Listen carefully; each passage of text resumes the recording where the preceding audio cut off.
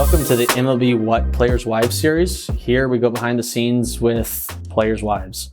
I'm Josh McAllister. I'm an advisor at a family office called AWM Capital, and today we get the privilege of having a conversation with Molly Sewald, who is the wife of Paul Sewald, closer for the Seattle Mariners. I will say I'm very excited for this conversation.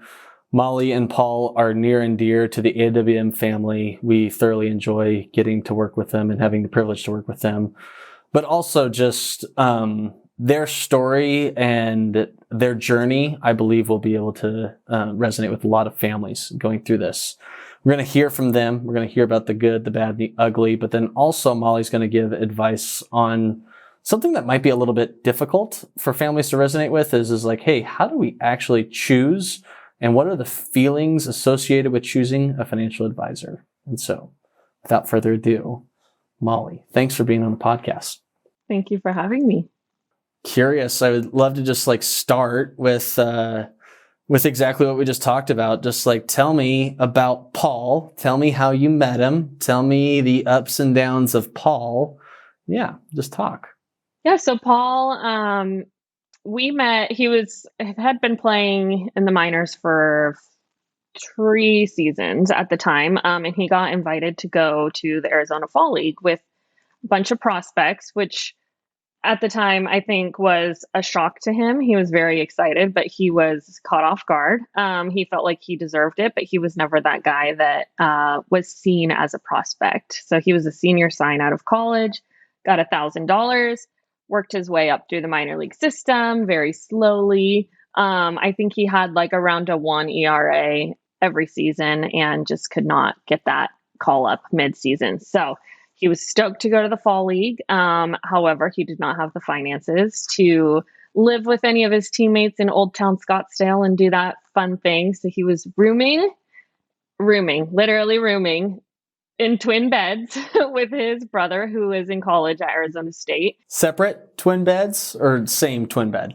Separate twin beds, but the room was so small that they could hold hands while they were in bed. I mean, you could walk through the beds, but that was about it. That was a really small room. So he went out tailgating one day in his ASU gear that he borrowed from his brother, his younger brother. And we met tailgating for a football game. And I never thought to ask him, what do you do? Because I just assumed he was one of my schoolmates.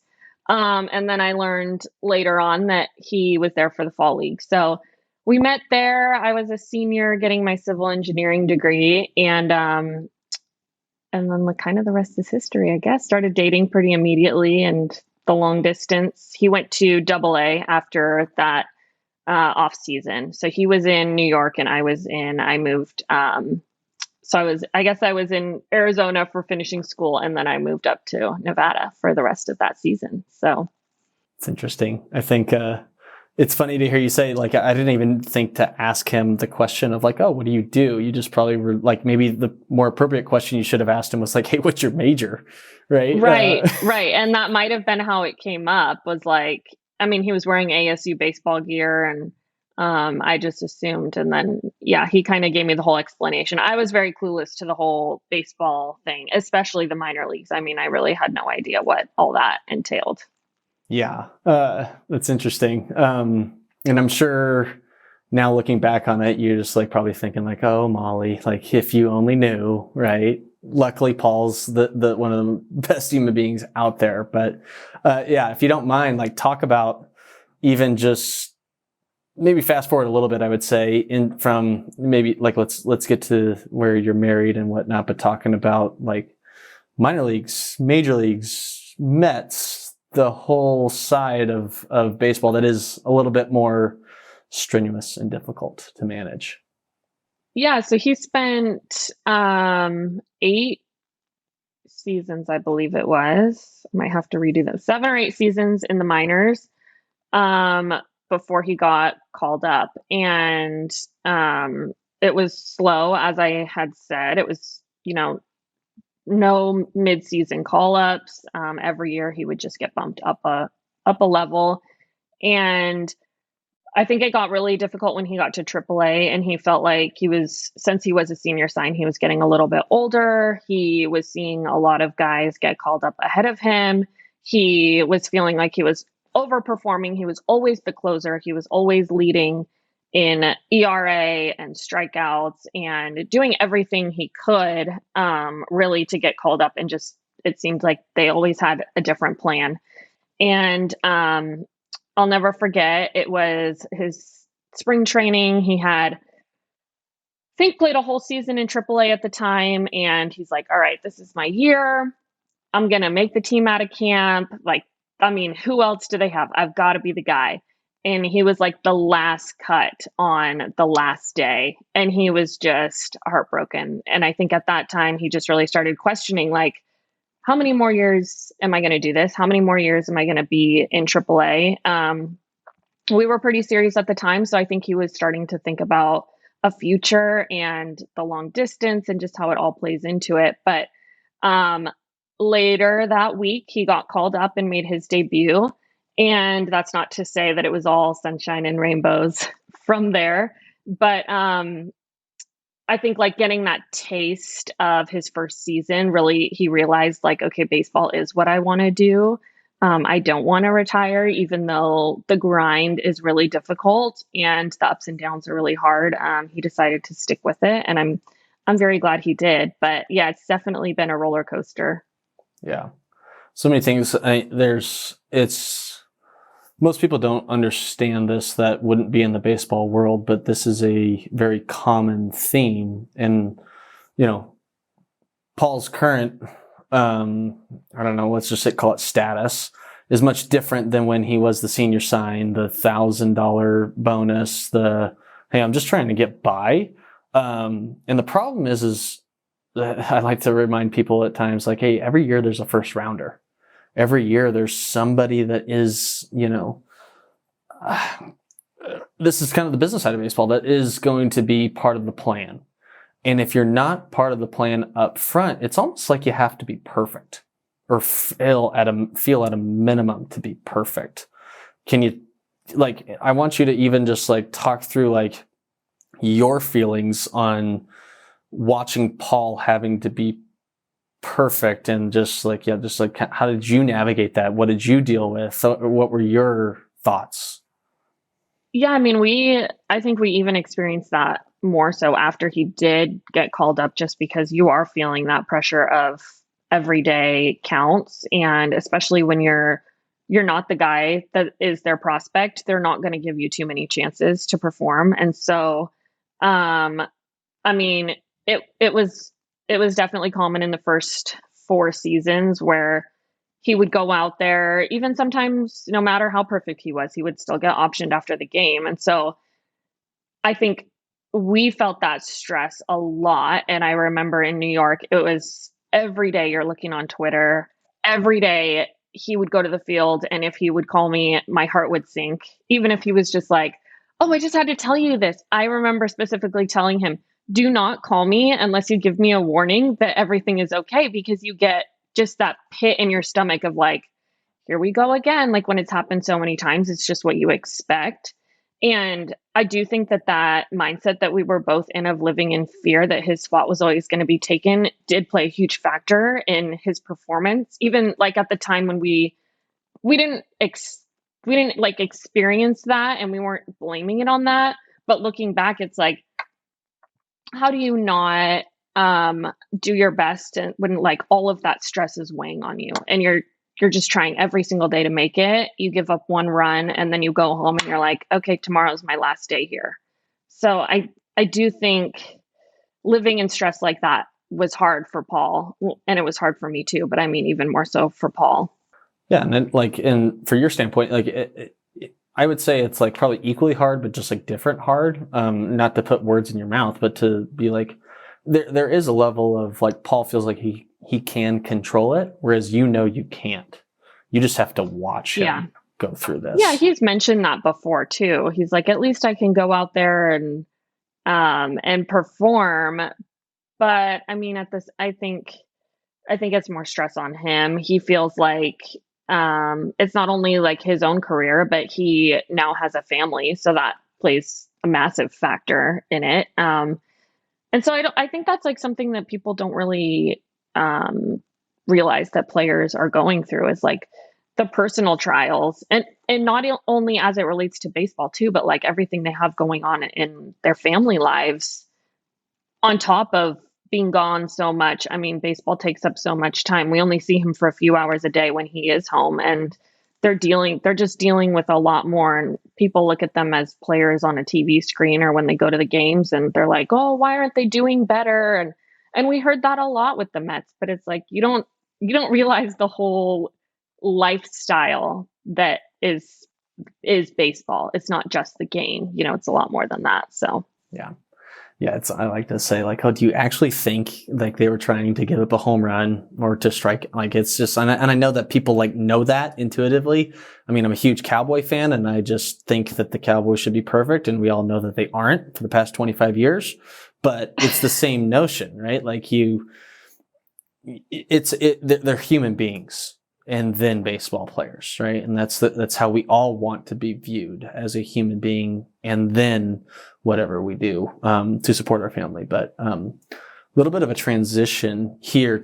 So that's real, that's difficult, and that's very common, unfortunately, with a lot of families, is that this unknown up and down grind. And there was a shift. There was, I would say, a clean cut, and then a big opportunity that came for you guys, and then a lot of success. Talk about the time with the Mariners now. yeah, so when the Mets non-tendered Paul, I was immediately excited. I think my reaction maybe caught him off guard, because it was not a great thing for your career to get non-tendered, but I immediately smiled because I just was hopeful. Even though he was going to be a free agent and a minor league free agent, I was just hopeful for anything that was going to be a fresh start for us.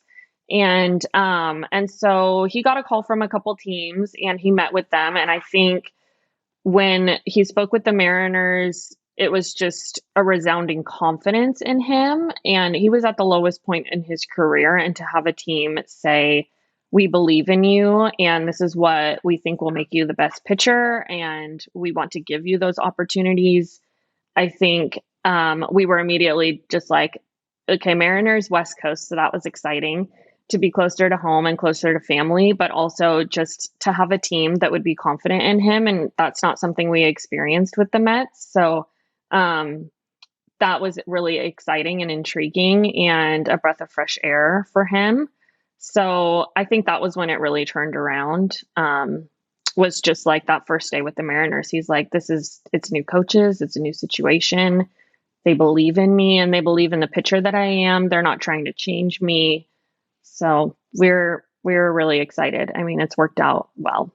Yeah, I know, and you're being modest, Molly, and I can brag on Paul and his stats and whatnot, and make you feel uncomfortable, and I'll be quick. But I mean, it's one of those things where you go from the up and down world and surviving for the next minute, like you said. I mean, you went from you said it.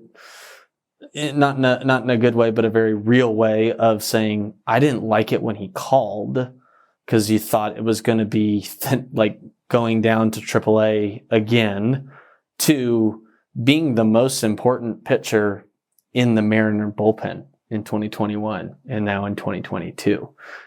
Drastic difference on how Paul is. I mean, and like you said, he's valued. It does play into, whether we like it or not, it plays into how you perform, how happy you are, how a father he is. Paul's an incredible human being, but there's just the less stress of having to deal with that. Yeah. And there was, I mean, not to say that there wasn't stress initially when he got called up with the Mariners. I mean, he was on a minor league deal, and he spent a month and a half on the AAA roster. And so when he got called up, he's like, I'm making, every outing, it still counts. It was back to the mindset of being back with the Mets. But then every successful outing he built, that's when he kind of started to relax, and he said, okay, I am I am a major league pitcher and I can go out there and perform and I deserve this spot. And then he started to gain the confidence. So it was definitely an uphill battle at first, but I think just also like having the coaching staff there that was believing in him or still is believing in him. But even if he had one bad outing, they wouldn't say like your spot is in jeopardy. They would say, that's all right. Like you're still our guy. And they would still instill that confidence in him. It's So huge. that's a huge difference as well. Yeah. It's huge. It's huge. Yeah. And like, transitioning to that place where it's comfort, right? And I'm not saying like be comfortable, and that's not what we're trying to strive for, but there is a level of comfort to being like, hey, yeah, it's my job to go out there and execute, or to like, in a fan way of saying it is like my job to lose. It can be looked at as like, oh, okay, now everything's good. And then with that success inevitably comes money. It just is the real thing that happens in the baseball world. And until then, it's really like an unknown up and down battle again, even with money, which is a way of like transitioning into our topic today of just going like, okay, how does a player, how does a family, what even is like the feelings, the insecurities, the doubts? What are we looking for with an advisor? And I want to like kind of just like start talking about this topic and frame our discussion a little bit, because it can be intimidating. It can be exciting for some, but I'd say like money is like a stress for everyone. And I haven't met anybody even in the financial world where it's not a stress. But what I would also say is money is a tool to be taken care of for what's important to you or to your family. And with that framing around money for our discussion, like, hey, just like talk about just like the simple question of like, what even is the goal of hiring an advisor, right? In Molly's speech, where it's just like unfiltered and just candid. Yes. So, I mean, I would say Paul and I will be the first to admit that we're not the most educated people on finances. Our mindset, which we've discussed with Josh, and he thinks it's hilarious, is just like try and save as much as we can. Before we hired AWM, we're like, okay, we'll just save as much as we can. We'll spend like little bits here and there on necessities. We're not going to overspend. We're not going to live a lavish lifestyle because baseball could end tomorrow. And I feel like we still kind of live that mindset, but we weren't realizing all of the ins and outs of finances and investments and taxes and just different ways that you can capitalize on your assets. That whole, I feel like, world was very foreign to us.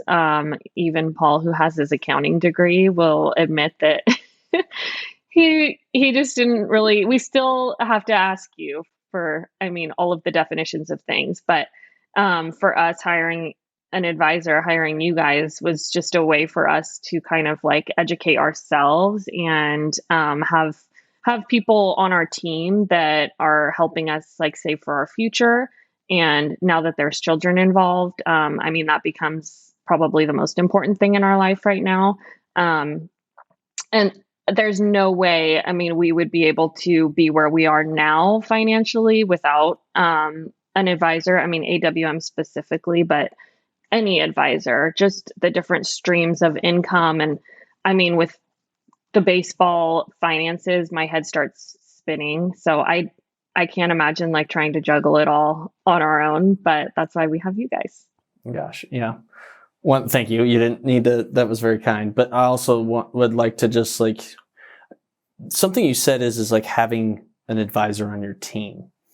The analogy I like to give families at times when discussing like what do you do for a living, and even just like not just families but just any families, not baseball families, but is I kind of use an analogy of, well, I'm part of a family's front office, and that's a corny way of really saying like that, like it really is necessary. And I would say almost to the point where the family needs a competent advisor. They need a competent agent. They need a competent, and an advisor is all encompassing. I would say is like, you need a competent investment manager. You need a competent tax planner, tax prep, what are my risks? Like, what do I need to cover in case like all things happen? Like, you need a competent estate planner, all these things that are on your team, so to speak. And that's excluding like what Paul needs for all of his training and nutrition and regiment and like that sort of thing. But it's being part of the family's front office to combat the front office of the Major League ball clubs. I know it's a corny way to think about it, but it is true. It's part of that. But that can also come with a lot of just like insecurities, doubts, and don't even know where to look for that portion of your so-called team. Like, what feelings arise, Molly, when you like think about hiring an advisor, or thinking about back then, what feelings arose when you were looking to hire an advisor? Yeah, I mean, initially we were blunt about it, and we said, I remember our discussion was, do we really want to pay somebody to invest our money? And when you're in the minors and you're up and down, every little dollar, you're just like, I got to keep this and I got to put it away. And I'm, one more person that you're paying on top of agent fees and tax fees and everything. You're in your mind, you're just like, is this going to be valuable? And so I think we were referred to you initially through Paul's agent, I believe, even though Paul's brother, but I believe that we were referred through his agent initially. And so we started looking into AWM and we talked with you guys. And I think like our biggest insecurity was like truly like, oh, we're going to be just paying one more person. But you made us realize like the value in what your services are is far greater than what we felt like we would be paying out. So I think that's like the blunt, like down and dirty answer is like truly like people in their 20s are like, why am I going to be paying somebody more money? But once you start thinking about your future and all these different ways that you guys can capitalize on our assets, Paul and I talk about it all the time. It's definitely invaluable. It's interesting. Like, I mean, the scarcity mentality isn't unique, I think, to just, it's what I'm trying to say is like it's a very common theme, and we even see this with families we work with. If you have $200,000, you feel like you should have $400,000. If you have $2 million, you feel like you should have $4 million, and it just goes up, right? I would say like the moving goalpost or target is real for everyone of hitting the target, and that like is difficult to combat, but at the same time, what I've even experienced and gotten to see is even when I talk about my situation with somebody else, somebody can just speak truth that's not like in my own head and dealing with like what I'm dealing with, and can just provide perspective and advice and guidance to the point where I go like, okay, that makes sense. There's a certain peace about it. But we were talking, even before we started recording, on a topic of just like, hey, like the athlete life and the streams of income and the taxes and everything, that's like difficult to manage. And I would say, like, I tell this is like, not all plans are the same or created equal, or whatever the case you want to talk, like speak to that. I think, when I say this is like, what is the biggest benefit of just dealing with your situation as an athlete family? Yeah, I mean, I would say like you guys have definitely simplified it for us. I mean, with the moving and we're living in 2 different states. Well, I guess we're living in 3 different states, if you're including spring training, the multiple rentals throughout the year, the different homes. Some people have multiple homes they own.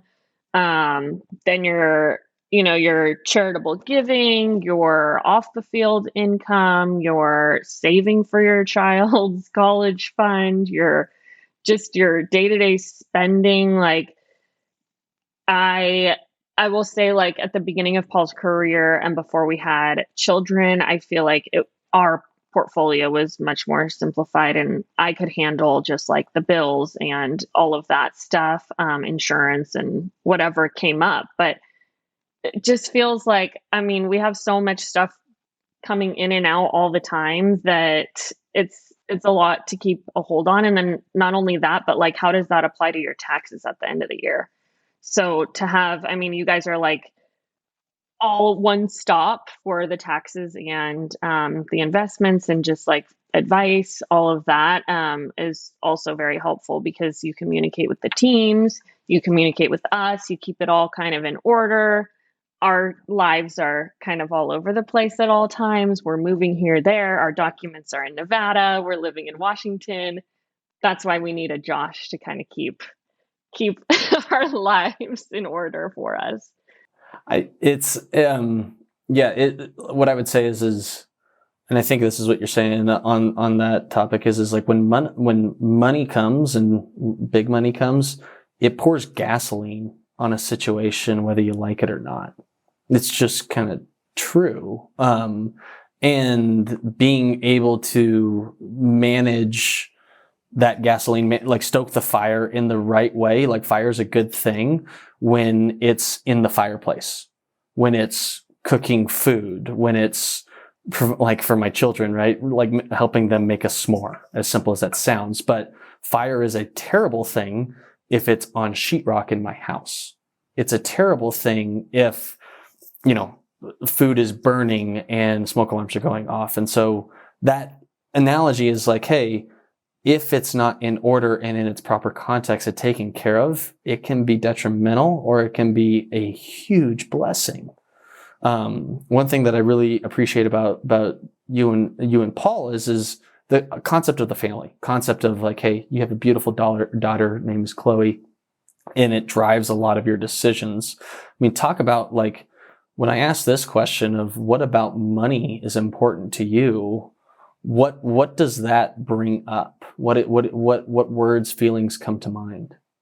Yeah, I mean, it's security for our child, I think is number one for Paul and I, is just making sure that her future, her education, her health, all of that. I mean, with everything, unfortunately, there is money tied to it. And for us to be able to set her up and her siblings up, that her future siblings, I should say, for the future, it means, I think, everything to us. And so that is kind of what we keep like at the forefront of all of our decisions.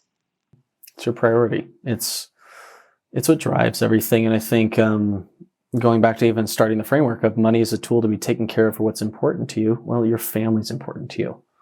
And so making sure that everything is optimized, because sure, you can just like, investments should grow and they should grow the most efficiently and for a long period of time.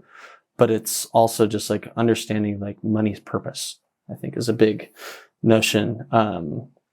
As we close, Molly, and thank you just like for being on the podcast and sharing and being vulnerable, because money is vulnerable and it's difficult to talk about.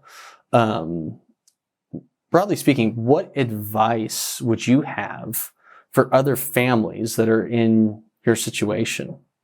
My advice would be to seek guidance, because I think there are so many different nuances and different situations with baseball. Like I remember a brief example was Paul's income, I think, got cut in half one year. He spent like the entire season in the minors, and you opened our eyes to different tax benefits that we could be getting because he was making half of what he had made the year before. And so something like that we would never have benefited on if we had not had a team that was opening our eyes to, every little day-to-day thing. You're saying, okay, we could be doing this, or we could be doing that, or for Chloe's future, we should start here. And our minds we are not educated on all of that. So I think, my advice is just to seek guidance, even if it's just an initial conversation of talking to an advisor on what you could possibly be doing for your future and your children's future. I love it. Molly, thank you. Really appreciate your time. Thanks, Josh. I enjoyed the conversation. Yep. Thank you for always being our lifeline. Too kind. You're too kind. We appreciate you.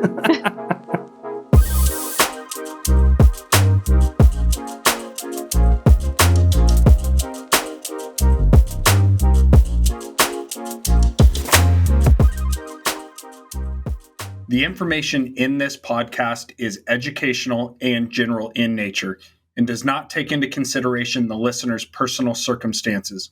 Therefore, it is not intended to be a substitute for specific, individualized financial, legal, or tax advice.